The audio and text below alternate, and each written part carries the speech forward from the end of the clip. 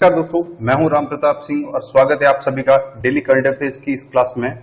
Friends, इस video में हम चर्चा करने वाले हैं 7 जून 2021 को 10 ऐसी बड़ी खबरों के बारे में जिनसे आगामी भर्ती परीक्षाओं में आपसे प्रश्न पूछे जा सकते हैं। तो अगर आप अभी तक इस चैनल पर नए हैं तो कृपया इसे सब्सक्राइब कर लें ताकि डेली करंट अफेयर्स की आप एक भी क्लास है वो मिस ना करें। तो चलिए बिना समय गवाए वीडियो को शुरू करते हैं। प्रश्न संख्या 1, यूनाइटेड नेशंस के 193 देशों द्वारा अपनाए गए 17 सस्टेनेबल डेवलपमेंट गोल्स की ताजा रैंक में भारत कौन से स्थान पर है वो रहा है। यूनाइटेड नेशंस के द्वारा एक इंडेक्स जारी की जिसके अंदर 193 देशों को सम्मिलित किया गया था और इस 193 देशों की लिस्ट में भारत है वो 117वें स्थान पर है, वो इस पायदान पर है वो रहा है। और किस लिस्ट में? 17 सस्टेनेबल डेवलपमेंट गोल्स की है वो इंडेक्स रेंज में, और उसे कौन जारी करता है? United Nations. जान लेते हैं इस खबर के बारे में कि यूनाइटेड नेशंस के 193 देश द्वारा अपनाए गए 17 सस्टेनेबल डेवलपमेंट गोल्स की ताजा रैंक में भारत है वो 117वें स्थान पर रहा है, जबकि भारत है वो पिछली बार 2 स्थान है वो नीचे आ गया है। पिछली बार से है वो भारत है वो 2 स्थान नीचे आ चुका है।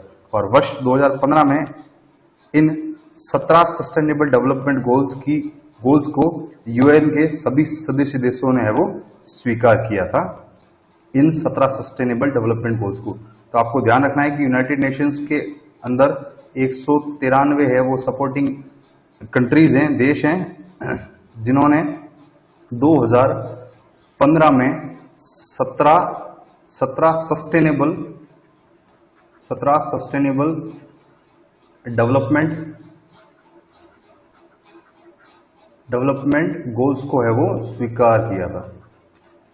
और इसी के द्वारा यूएन यानी यूनाइटेड नेशंस के द्वारा हर वर्ष जारी इस रैंकिंग में देशों को है वो उनकी रैंक बताई जाती है, तथा 2021 वर्ष के लिए भारत है वो इस लिस्ट में 193 देशों की लिस्ट में 117वें स्थान पर है वो रहा है। प्रश्न संख्या 2, निम्न में से किस विभाग ने हाल ही में अपना नया ई फाइलिंग पोर्टल है वो लॉन्च किया है? आपके ऑप्शंस है शिक्षा विभाग, विद्युत विभाग, आयकर विभाग या सांस्कृतिक विभाग।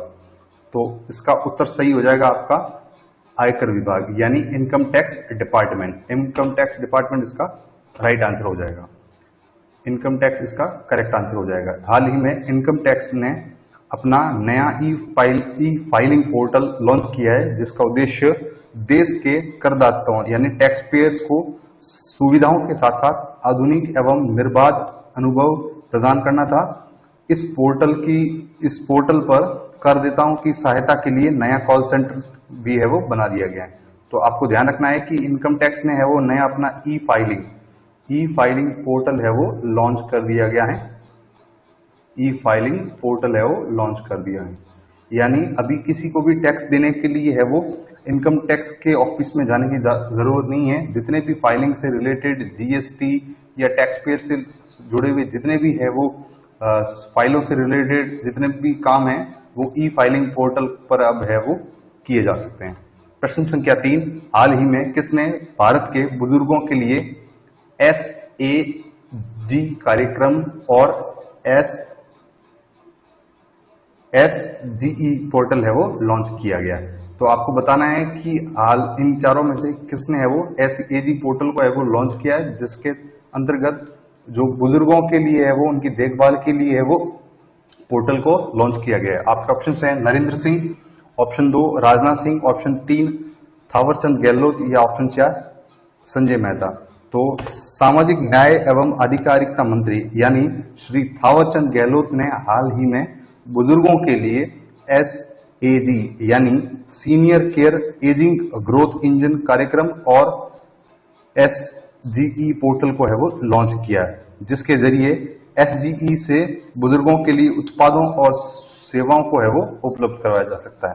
तो आपको ध्यान रखना है कि SAG यानी senior care ageing growth engine है वो किस के द्वारा लॉन्च किया गया है? तो आपके सामाजिक न्याय एवं अधिकारिता मंत्री थावरचंद गहलोत के द्वारा है वो इस पोर्टल को लॉन्च किया गया है। ठीक है, राजनाथ सिंह है वो आपके डिफेंस मिनिस्टर हैं, रक्षा मंत्री हैं, और नरेंद्र सिंह तोमर है।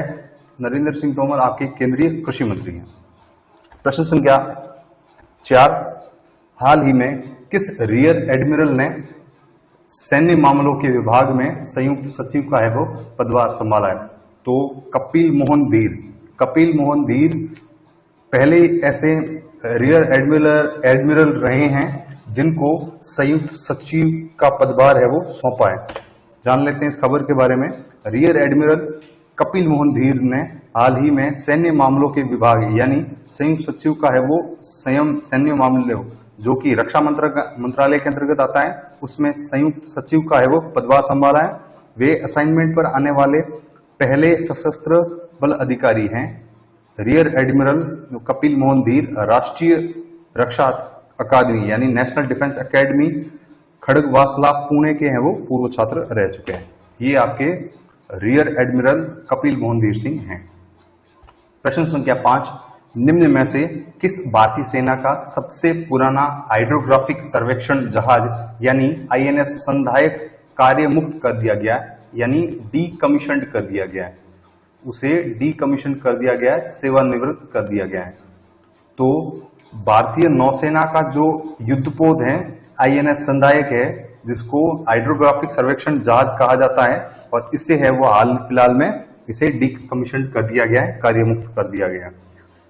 देख लेते हैं इस खबर के बारे में कि भारतीय नौसेना के सबसे पुराने हाइड्रोग्राफिक सर्वेक्षण पोत यानी INS संधायक को हाल ही में 40 गौरवशाली वर्षों तक राष्ट्र की सेवा करने के बाद विशाखापट्टनम के नौसेना डॉकयार्ड में कार्यमुक्त कर दिया गया है। और INS संधायक जहाज वर्ष 1987 में है वो श्रीलंका में भारतीय शांति सेना की सहायता वाले ऑपरेशन पवन जैसे कई महत्वपूर्ण अभियानों में सक्रिय भागीदारी है वो रहा है। तो आपको ध्यान रखना है कि हाइड्रोग्राफिक सर्वेक्षण जहाज यानी INS संधायक है, जो भारतीय नौसेना का एक बहुत ही महत्वपूर्ण युद्धपोत माना जाता है, और उसे है वो 1987 को है वो भारतीय नौसेना में सम्मिलित किया गया है, और उसके 40 गौरवशाली वर्षों के अपने सर्विस के बाद उसे है वो डीकमीशन अभी कर दिया गया है।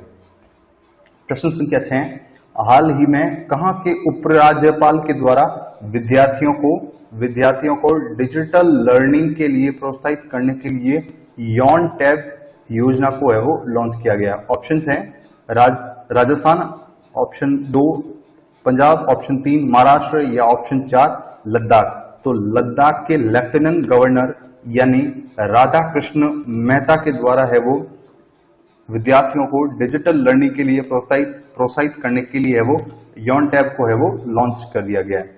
और इस योजना के तहत लद्दाख के जितने भी विद्यार्थी हैं जो पढ़ने के लिए इच्छुक हैं और डिजिटल लर्निंग से जुड़ना चाहते हैं, तो उनके लिए लद्दाख के उपराज्यपाल यानी राधा कृष्ण मेहता के द्वारा इस योजना को लॉन्च किया गया है, तथा इस योजना के तहत विद्यार्थियों को है वो फ्री में टैबलेट है वो बांटा जाएगा। इस खबर के बारे में एक चीज आपको और ध्यान रखनी है कि जब से जम्मू कश्मीर और लद्दाख को है वो अलग अलग किया गया है, तब से अब यहाँ अलग अलग उपराज्यपाल हैं वो कार्यरत कर रहे हैं। तो जम्मू कश्मीर तथा लद्दाख में आपको ध्यान रखना है कि जम्मू कश्मीर में अभी जो हाल फिलहाल लेफ्टिनेंट गवर्नर यानी उपराज्यपाल हैं, उनका नाम है मनोज सिन्हा, तथा लद्दाख के जो अभी उपराज्यपाल हैं उनका नाम है राधा कृष्ण मेहता। ये इतनी चीजें आपको ध्यान रखनी है। प्रश्न संख्या 7, केंद्रीय मंत्रिमंडल ने टिकाऊ शहरी विकास के क्षेत्र में सहयोग के लिए भारत और किस देश के बीच समझौता ज्ञापन को हाल ही में मंजूरी प्रदान की? आपके ऑप्शंस हैं पाकिस्तान, चीन, अमेरिका या मालदीव। तो हाल ही में भारत ने टिकाऊ शहरी विकास के क्षेत्र में समझौता करने के लिए भारत व मालदीव के बीच में है वो ये समझौता हुआ है, और इस समझौते के तहत टिकाऊ शहरी विकास योजना पर है वो काम किया जाना है। प्रश्न संख्या 8, कोविड-19 से प्रभावित बच्चों की देखभाल के लिए national commission for protection of child rights के द्वारा कौन सा है वो पोर्टल है वो लॉन्च किया गया है। तो इस कमीशन के द्वारा है वो बाल स्वराज नाम का है एक है वो पोर्टल लॉन्च किया गया है, जिसके तहत इस पोर्टल पर उन सभी बच्चों का है वो डाटा उपलब्ध रहेगा जिन्होंने कोविड-19 से है वो अपने माता पिताओं को खोया है या फिर उनके है वो राइट्स का है वो वायलेशन हुआ है। तो आपको ध्यान रखना है कि NCPCR यानी national commission for protection of child right है वो भारत के अंदर बच्चों के राइट्स यानी उनकी देखभाल के लिए, उनके अधिकारों का हनन ना हो, उनके लिए है वो स्पेशलाइज्ड कमीशन है, जिनके वर्तमान चेयरमैन का नाम आपको ध्यान रखना है स्तुति नारायण। इनके जो वर्तमान चेयरमैन है किसके, NCPCR के, वह है स्तुति नारायण। इतना आपको ध्यान रखना है। प्रश्न संख्या 9, FIH यानी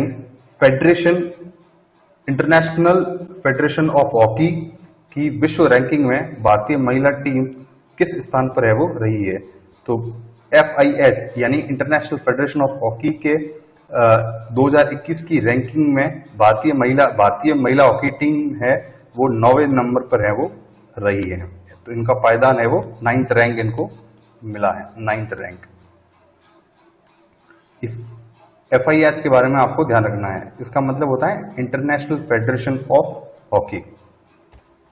प्रश्न संख्या 10, आज का आखिरी प्रश्न, हाल ही में किस कैबिनेट मंत्री द्वारा केंद्र शासित प्रदेशों के लिए परफॉर्मेंस ग्रेडिंग इंडेक्स 2019-20 को है वो मंजूरी दे दी है।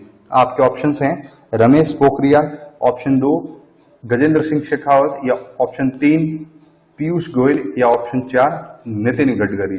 तो इस प्रश्न का सही उत्तर हो जाएगा आपका ऑप्शन नंबर 1 यानी भारत के केंद्रीय शिक्षा मंत्री MHRD मिनिस्टर रमेश पोखरियाल के द्वारा है वो परफॉर्मेंस ग्रेडिंग इंडेक्स यानी PGI 2019-20 को है वो मंजूरी दे दी गई है, तथा ये स्पेशलाइज्ड है वो यूनियन टेरिटरीज के लिए 2019-20 के लिए है वो कार्य करेगी।